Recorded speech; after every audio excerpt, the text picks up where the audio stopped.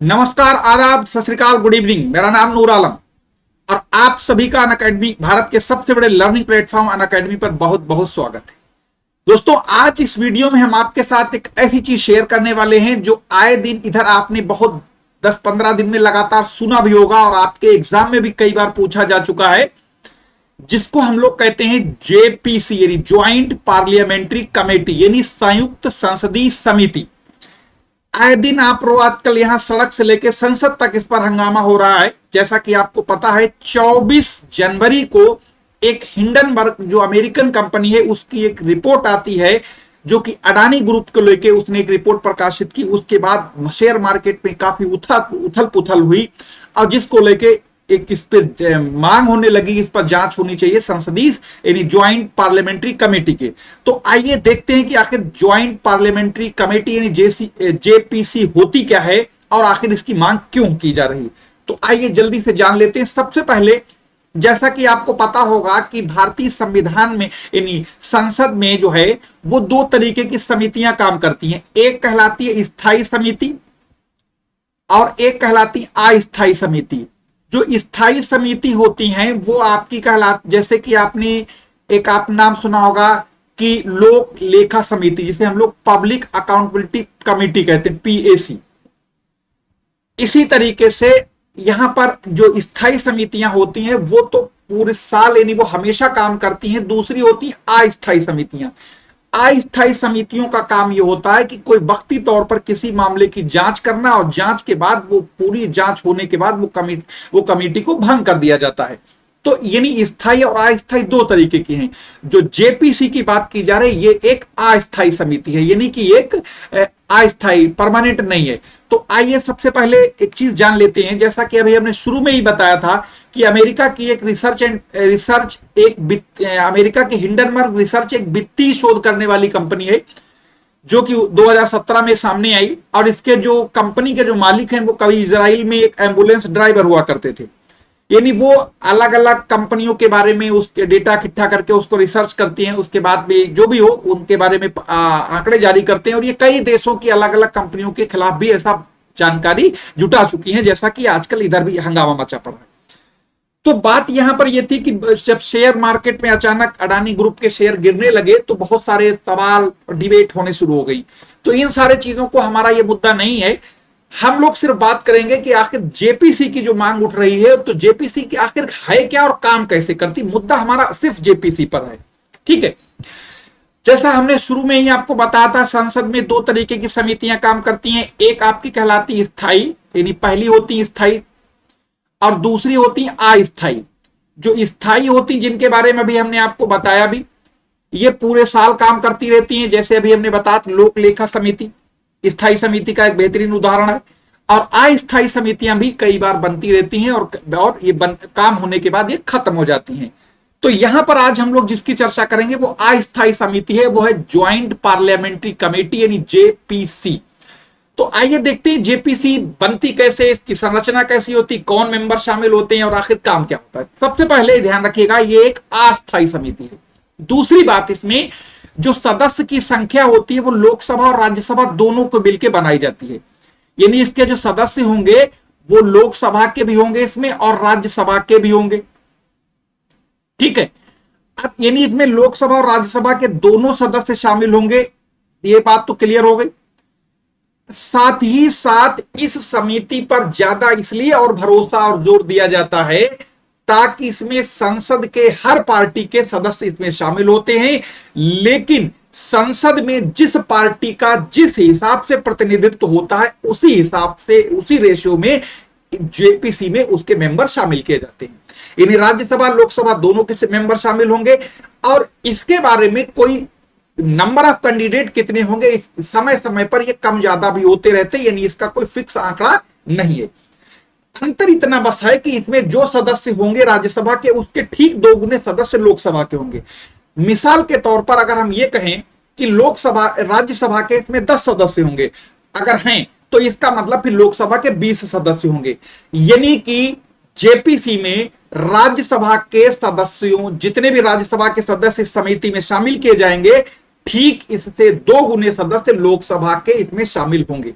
अब एक बात तो तय है, इस समिति में भाई जो सरकार वर्तमान में होती है, यानी जब भी होती है, तो उसमें क्या होता है, वो सरकार को मेजॉरिटी है इसीलिए सरकार में है वो, तो सरकार के सदस्य ज्यादा होंगे, इसीलिए इस जेपीसी में भी सरकार के मेंबर ज्यादा होंगे।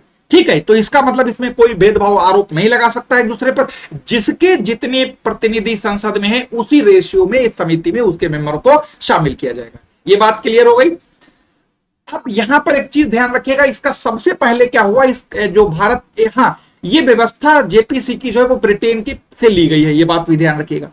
अगर हम बात सबसे पहले इसकी गठन की करें, तो गठन को लेकर ध्यान रखना है कि सबसे पहले आपने नाम सुना होगा कि 1987 में एक घटना घटी थी जिसे बोफोर्स घोटाला के नाम से जाना जाता है। एक तोप का नाम था जो कि स्वीडन की कंपनी इसको बनाती थी।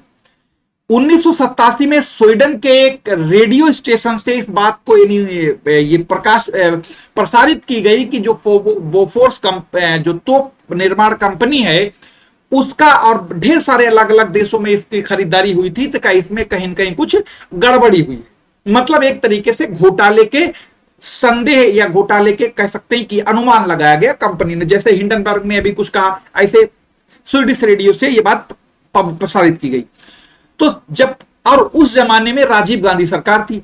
अब आपको पता होगा कि राजीव गांधी जो सरकार उस जमाने में थी, तो ध्यान रखिएगा कि आज तक लोग भारतीय इतिहास में सबसे मजबूत, अगर सरकार मजबूत से मतलब यह है कि मेजॉरिटी से, यह समझ लीजिए लोकसभा में जैसा आप सब जानते हो 543 सदस्य होते हैं, और इन 543 में से 417 सदस्यों की सरकार, यानी 417 लोकसभा के सदस्यों वाली राजीव गांधी सरकार, समझ लो कितना हैवी मेजॉरिटी रही होगी।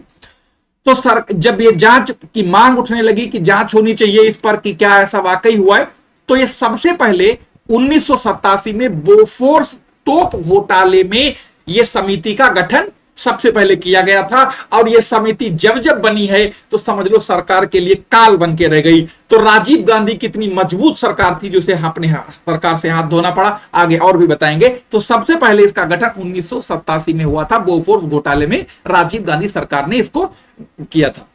दूसरा एक आपने नाम सुना होगा, हर्षद मेहता शेयर मार्केट घोटाला हुआ था। कब हुआ था? 1992 में। इस जमाने में सरकार थी नरसिम्हा राव सरकार। अब जैसे यहां पर कहा था कि इन्होंने, एक हर्षद मेहता नाम के व्यक्ति थे, इन्होंने कहा था कि पीएम नरसिम्हा राव को इन्होंने 1 करोड़ या कुछ करोड़ रुपए की रिश्वत की बात कही है, इन्होंने ऐसा किया। हालांकि इन आरोपों को कोई भी किसी पर आरोप लगे वो आरोप तो खारिज ही करेगा। तो जब आरोप लगे प्रधानमंत्री के ऊपर, तो फिर विपक्ष कहां शांत बैठने वाला, और बैठना भी नहीं चाहिए क्योंकि विपक्ष की जिम्मेदारी ये होती सरकार को राइट टाइम रखे। तो विपक्ष ने हंगामा काटना शुरू किया। नरसिम्हा राव सरकार ये जो है जेपीसी बनी, और नरसिम्हा राव को इसमें जो है उसके बाद करारी हार मिली जो अगला चुनाव हुआ। इसका मतलब इसका इतना दुष्प्रचार हो गया और नरसिम्हा राव सरकार भी अगली बार नहीं वापस आई, यानी चली गई। उसके बाद आगे बात करते हैं, केतन पारिक शेयर मार्केट घोटाला हुआ था 2001 में। तीसरी बार जेपीसी का गठन हुआ था 2001 में। और इस बार क्या हुआ, शेयर घोटाले की जांच के लिए जो कमेटी बनाई गई थी, कमेटी के जो अध्यक्ष थे वो बीजेपी सांसद रिटायर्ड लेफ्टिनेंट जनरल प्रकाश मणि त्रिपाठी थे। कमेटी ने 105 बैठकों के बाद ये रिपोर्ट जारी की, और उसमें भी जो है कह सकते हैं एक तरीके से तीसरी बार भारतीय इतिहास में बनी। और याद रखना, इस कमेटी की रिपोर्ट बहुत जल्दी प्रकाशित होती है, नहीं कि बरसों लगे। अगली बात करते हैं, चौथी बार कब बनी। चौथी बार एक मामला जैसे कोल्ड ड्रिंक में एक पेस्टिसाइड का मामला आया, तो ये 2003 में बनी। ठीक है, ये कमेटी बनी, जितने भी जूस हैं और ये सॉफ्ट कोल्ड ड्रिंक है इनमें पेस्टिसाइड होने की जो है खबरें चली, तो इसके लिए सरकार ने ये कमेटी बनाई गई 2003 में, जेपीसी। चौथी बार जो जेपीसी बनी तो 2G स्पेक्ट्रम, यानी मनमोहन सरकार थी, कहा गया कि 2G स्पेक्ट्रम का लाइसेंस जो है सरकार ने सस्ती दरों पर दिया। और इसमें एक मंत्री थे तमिलनाडु के ए राजा, जो जेल भी जिनको जाना पड़ा, और बहुत सारे इस पर हंगामा हुआ संसद से लेकर सड़क तक ये। और इसके बाद 2011 में ये कमेटी बनी, और समझ लीजिए कि उसके बाद ये नहीं, मनमोहन सरकार थी उस जमाने में ये बनी। उसके बाद अगली बात करते हैं, एक वीआईपी हेलीकॉप्टर घोटाला था, यानी वीवीआईपी। एक नाम आपने सुना होगा, अगस्ता वेस्टलैंड। तो अगस्ता वेस्टलैंड कंपनी से भारत सरकार को कुछ हेलीकॉप्टर खरीदने थे और हेलीकॉप्टर का इस्तेमाल राष्ट्रपति, उपराष्ट्रपति, प्रधानमंत्री और रक्षा मंत्री जैसे महत्वपूर्ण व्यक्तियों के लिए किया जाना था। और इसमें हेलीकॉप्टर्स जो है वो 3700 करोड़ रुपए का ये जो है वो था। इस पर भी भ्रष्टाचार के आरोप लगे, इसमें भी जांच हुई और इसके बाद जो है ये डील कैंसिल हो गई थी। ठीक है, उसके बाद बात हम लोग करते हैं, ये तो हो गई आपकी ये। अब यहां पर एक बात याद रखना, इस कमेटी का आखिर मांग क्यों की जाती, क्योंकि ये कमेटी के पास पावर बहुत है। एक तरीके से समझ लो इस कमेटी के पास वीटो पावर है। अगर ये कमेटी गठित हो जाती, किसी घोटाले को लेकर गठित की गई है, मान लिया किसी घोटाले को लेकर गठित की है या बहुत सारी गठितें हुई हैं 6 बार, तो ये जो समिति है, इस समिति को इतना अधिकार होगा कि इस घोटाले से संबंधित किसी भी कंपनी को, किसी भी कंपनी के सीईओ को या किसी भी व्यक्ति को, यानी कोई भी कितना भी ताकतवर व्यक्ति क्यों ना हो इससे संबंधित, उसको संसदीय जेपीसी अपने सामने प्रस्तुत करवा सकती है, उससे लिखित ओरली बयान ले सकती है। यानी उससे आप इनकार नहीं कर सकते कि हम आज नहीं आएंगे या हम नहीं जाएंगे। अगर आप मना करते हैं पेश होने से या अपना रिकॉर्ड, अपना बयान दर्ज कराने में, तो उस पर संसद की अवमानना लागू हो जाएगी, जो कि एक बहुत मुश्किल काम है। तो इसीलिए विपक्ष लगातार हमलावर है कि जेपीसी से मांग कराई जाए कि आखिर ये शेयर बाजार में जो हुआ क्या, जो कि दुनिया का तीसरे नंबर का इंसान, और अचानक वो एक हफ्ते के अंदर इस हिंडनबर्ग कंपनी की रिपोर्ट आते आते वो पहुंच गए 22वें नंबर पे। ठीक है, तो ये बड़ा उठक पटक हुआ, तो इसलिए यहां से लेके रोड से लेके संसद तक, टीवी डिबेट हर जगह मीडिया में छाया रहा। तो हमारा मकसद सिर्फ इतना था कि आखिर ये कमेटी काम कैसे करती है, इस कमेटी में कौन कौन से लोग रहते हैं, कमेटी स्थायी है कि अस्थायी है, कमेटी में मेंबर कितने हैं, और कमेटी का लगभग इस कमेटी को 3 महीने के अंदर अपनी रिपोर्ट देनी होती है, और इस कमेटी में कौन कौन पार्टी के लोग शामिल होंगे, पूरी डिटेल में इस चीज को बताना यहां पर मकसद था। अब आपको बताते हैं एक बहुत ही इंपॉर्टेंट जानकारी। अनअकैडमी आपके लिए एक बेहतरीन ऑफर लेके आया है, जो कि आपका 14 मई 2023 को, जो कि यूपीपीएससी 2023 का एग्जाम होना है, उस एग्जाम के लिए आपको 20% का छूट दिया जा रहा है, जो कि अमूमन 10% की रहती है। और साथ ही साथ आपको 10% यानी 3 महीने का एक्सटेंशन भी मिलेगा। यानी आपको एक तो छूट प्लस 3 महीने का एक्सटेंशन मिलेगा, साथ ही साथ आपको 20% की छूट भी है। तो बिल्कुल देरी ना करिए, तुरंत ज्वाइन कीजिए। ये रहा हमारा रेफरल कोड, इस रेफरल कोड को यूज करके तुरंत जो है आप जो है यहाँ पर 20% की छूट पा सकते हैं, और साथ ही साथ यहाँ पर 3 महीने का एक्सटेंशन मिलेगा। यानी इस लाइव नूर रेफरल कोड को यूज करिए, LIVE कैपिटल लेटर में है और नूर, इसको यूज करके आप 10% की छूट पा सकते हैं। साथ ही साथ आपके लिए एक बैच जो शुरू किया गया है अचूक, जो कि आपका प्रीलिम्स का एक रिवीजन बैच है। इसमें आपको क्या करना है, इसमें करना यह है कि आपके लिए यहां पर भी एक अचूक नाम से एक बैच है, जिसको आप ज्वाइन करिए, जिसमें आप रिवीजन पूरा मिल जाएगा आपको, और इस रेफरल कोड को यूज करके 10% का छूट मिलेगी। और ये बैच भी बहुत ज्यादा आपको कम पैसों में मिलेगा, जो कि 4900 रुपए का ये बैच था लगभग, जो अब घट के आपका 2799 रुपए में हो गया है। तो इसी तरीके की इंपॉर्टेंट जानकारी के साथ हम मिलेंगे आपसे फिर।